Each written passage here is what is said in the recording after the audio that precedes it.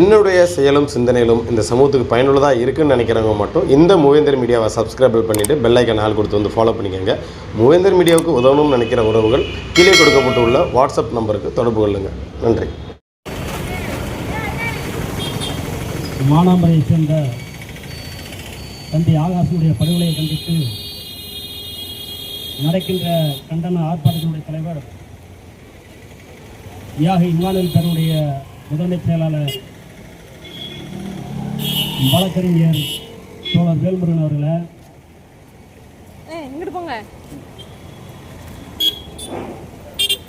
இந்நிகழ்ச்சியில் கலந்து கொண்டிருக்கக்கூடிய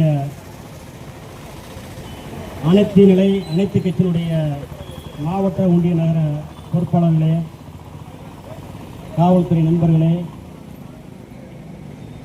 உங்கள் அனைவருக்கும் விடுதலை சிறுத்தைகள் கட்சியின் சார்பிலே மாலை நேர வணக்கத்தை தெரிவித்துக் கொள்கின்றேன்.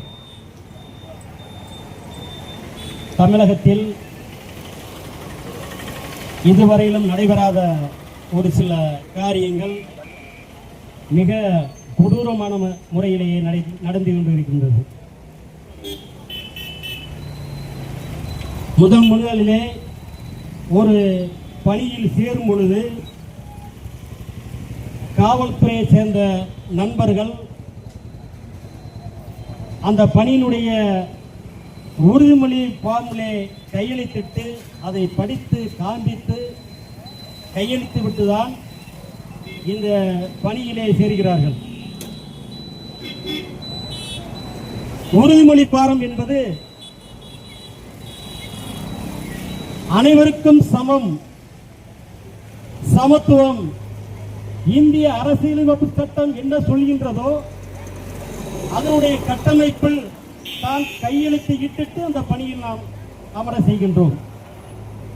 அப்படி இருக்கும் தருவாயில் ஒருவன் தவறு செய்கிறான் என்றால் தவறு செய்கிறவர்களுக்கு ஒரு வாய்ப்பு ஒன்று கொடுக்கலாம், 3 முறை ஒரு வாய்ப்பு கொடுக்கலாம்.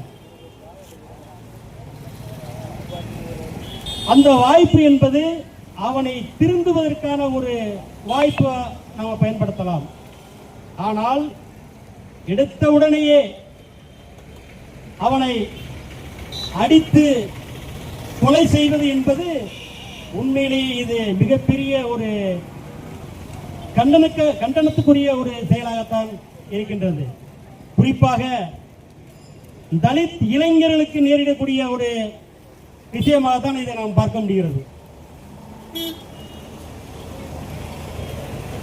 ஒரு தவறு செய்கிறவர்களை மது விற்பவனையும் கஞ்சா விற்பவனையும் தட்டி கேட்கின்ற ஒரு இளைஞன், அப்பொழுது இருவருக்கும் இடையில் ஒரு வாக்குவாதம் நடைபெறுகிறது, அசம்பாவம் நடைபெறுகிறது. ஆக அவன் மேலே வழக்கு பதிவு செய்யப்படுகிறது. அந்த வழக்கிலே அவனை எஃப்ஐஆர் போட்டு தூக்கி கொண்டு போய் ஒரு ஸ்டேஷனை வச்சு விசாரணை செய்யலாம். ஆனால் செய்தி எப்படி வருகிறது? ஆகாஷ் என்ற மாணவனை விரட்டி போய் பிடிக்கும் பொழுது அவன் தன்னை பாதுகாத்துக் கொள்வதற்காக மேலப்பசலை பாலத்தில் இருந்து கீழே விழுந்து கால் முறிவு ஏற்பட்டதாக தகவல் வருகிறது.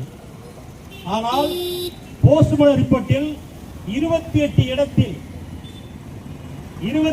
இடத்தில் அவருடைய உடம்பில் காயங்கள் இருக்கிறது குறிப்பிடத்தக்கது. ஆனால் அந்த இளைஞர் நீதிமன்றத்திலே கொடுத்த வாக்கு என்னவென்றால், என்னை கொண்டு போய் கண்ணை கட்டி இன்னொரு இடத்தில் கொண்டு போய் என்னை காலை அடித்து உடைத்து விட்டார்கள். சிவகங்கையில் பெற்றோருக்கு தகவல் சொல்லி சிவகங்கை போறாங்க, அங்கே இல்லை. மதுரைக்கு போனா மதுரையில் இல்லை. இப்படி பெற்றோர்களை அலைய விட்டு இந்த மாதிரியான செயலில் ஒரு கேவலமான செயலை செய்து இந்த இளைஞனுடைய உயிர் என்று பறிபோய் கொண்டிருக்கின்றது. காவல்துறை சட்டத்தினுடைய உட்பாடுதான் நீங்கள் வேலை பார்க்கலாம். அந்த சட்டத்தினுடைய உட்பாடியில் வேலை பார்க்கும் பொழுது இவரை தண்டிக்கைக்கான வழியை பார்க்கலாம். ஆனால் ஒருத்தரை உயிர் போகின்ற அளவில் நீங்கள் தண்டிக்கும் பொழுது அது சாதிய கண்ணோட்டத்தில், சாதிய மனப்பான்மையில் தான் இதை செய்கின்ற செயலாக நாங்கள் கருதுகின்றோம். காவல்துறை நாங்கள் எல்லோரையும் தவறு சொல்லவில்லை, எந்த ஒரு காவல்துறையை நாங்கள் குறிப்பிட்டு சொல்லவில்லை. ஆனால் சாதிய மனநோயாளியோடு வாழ்ந்து கொண்டிருக்கின்ற காவல்துறையை நாங்கள் கண்டிக்கின்றோம். தமிழக அரசு உடனடியாக இந்த ஆகாஷுடைய படுகொலைக்கு யார் யார் காரணமோ அவர்களெல்லாம் உடனே பாரபட்சமின்றி அவர்கள் மீது நடவடிக்கை எடுத்து அவர்களுக்கு சரியான தண்டனை வழங்க வேண்டும். வரக்கூடிய காலகட்டங்களில் இந்த மாதிரியான செயல் இருக்கக்கூடாது என்பதை கூறி வாய்ப்புக்கு நன்றி கூறி விடைபெறுகிறேன். நன்றி, வணக்கம்.